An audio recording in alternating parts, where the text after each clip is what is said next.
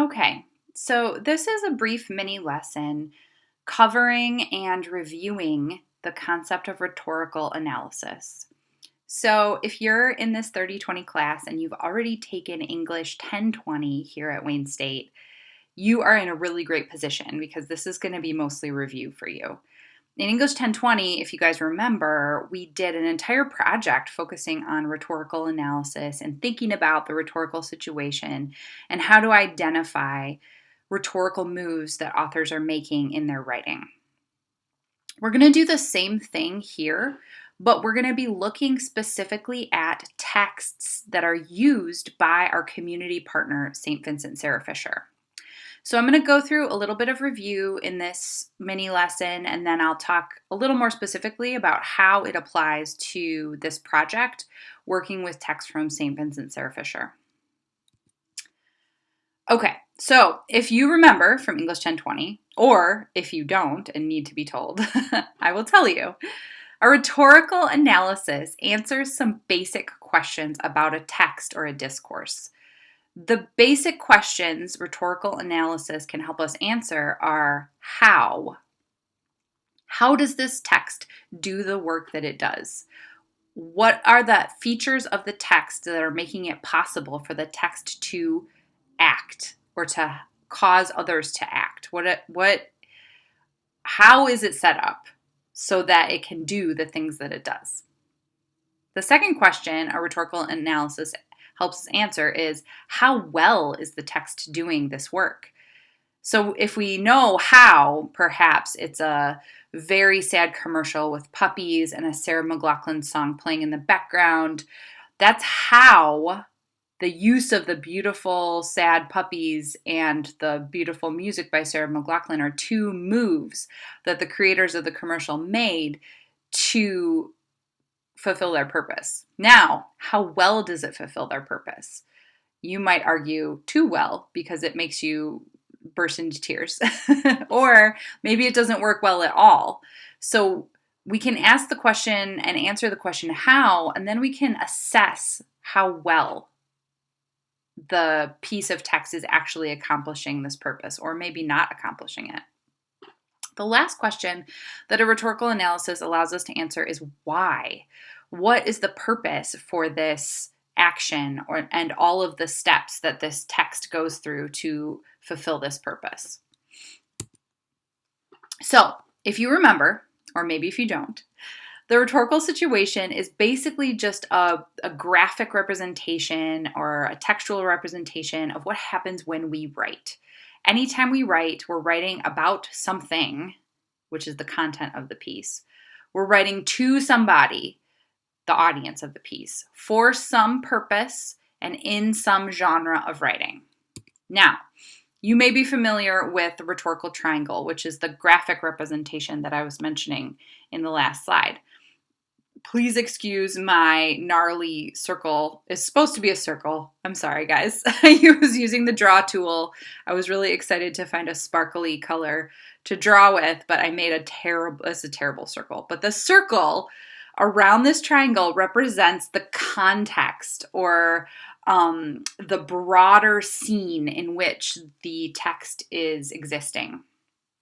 And within that broader scene, there are three key elements to think about. The audience, like we mentioned, who is this written to? What are their beliefs and their expectations? The message, so the actual content that you want to communicate. And the purpose of the communicator and the ethos of the communicator or the rhetor. And all of these things, as you can see from the double-sided arrows, go both ways. And so they're fluid and dynamic and always changing and affecting one another. So we can say it in words like this. The context of any given text is that big picture. Why is this writing relevant right now? What's going on? So an example of context might be police violence as the context for a newspaper editorial. Or an immigration policy set forth by someone in power like a president, and then that's the context for an angry blog post. We also can think about the purpose. So what is the goal? What does the author or authors want to accomplish with this piece of text? Is it supposed to inform? Is it supposed to entertain? Is it supposed to persuade readers to do something? And this is really important for all of us to understand, is that the purpose is different from the actual message, right? The message is what is actually being said. What is the content of the text or the writing?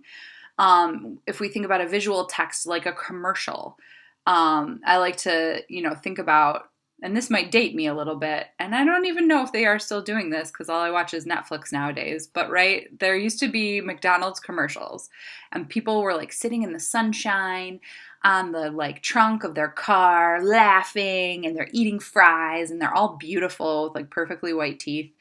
And so the purpose of those commercials is to sell me McDonald's, right?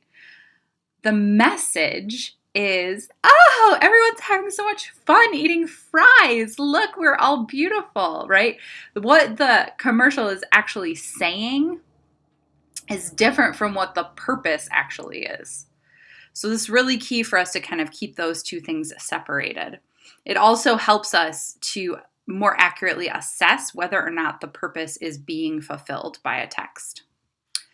Participants, of course, who is reading and who is writing, and what are the different groups involved. So this connects both corners of the triangle, the audience and the rhetor, sort of also connects to the context. And this last one isn't fully represented in the rhetorical triangle, but there are always constraints, reasons that it is difficult or not ideal to put forth this text to this audience. What makes it difficult and what makes it easy, sometimes we call those affordances. So constraints and affordances, along with participants, message, purpose, and context, are all elements of the rhetorical situation, and they're all things that I'm going to be looking for you to assess when you are talking about your community partner. Okay. Now, here's another piece of vocab for you. And again, if you took 1020 here at Wayne State, this is totally review as well. But we're going to be thinking about texts in terms of what genre of text we're looking at. Common definition of genre, which is a French word, means a category or a type of a thing. So we think about like genres of movies, genres of music. But when it comes to writing, there's lots of different categories that those fall into also. There's everyday genres like social media posts, billboards, menus, wedding invitations, bills. I get those a lot. There are academic genres like lab reports or essays. There are workplace genres like memos and reports and inventory and schedules and agendas. And when we think about texts from our community partner, St. Vincent Sarah Fisher, we are going to look for, first of all, the genre features. What is this text? Then we're going to look at the rhetorical features. How is this text performing its purpose? How well is it accomplishing its purpose? And why is it or is it not accomplishing its purpose? We're going to identify those elements of the rhetorical situation, the context, the participants, the message, the purpose, the constraints and affordances.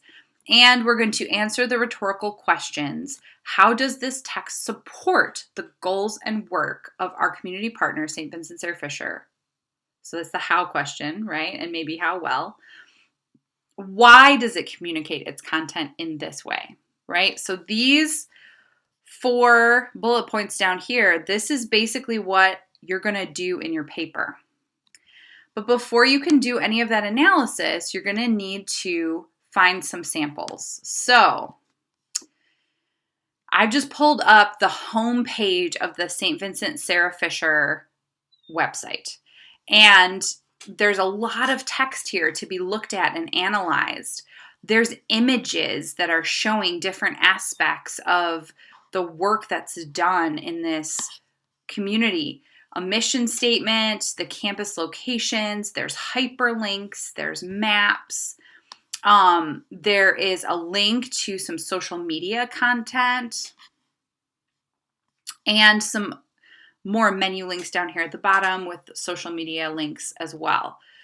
So when you are thinking about your analysis questions, you're going to look at the genre features, right? And I'm asking you to consider, for example, on that web page, okay, what do I know about web pages? If they have a unifying color scheme, if they look professional, what makes a web page look professional? Well, it should have, orderly text, no grammar or spelling errors. All the hyperlinks should be active and live. The visuals, if they're being used, should be high quality, no pixelated images, all kinds of things that contribute to a sense of, is this a good example of this genre?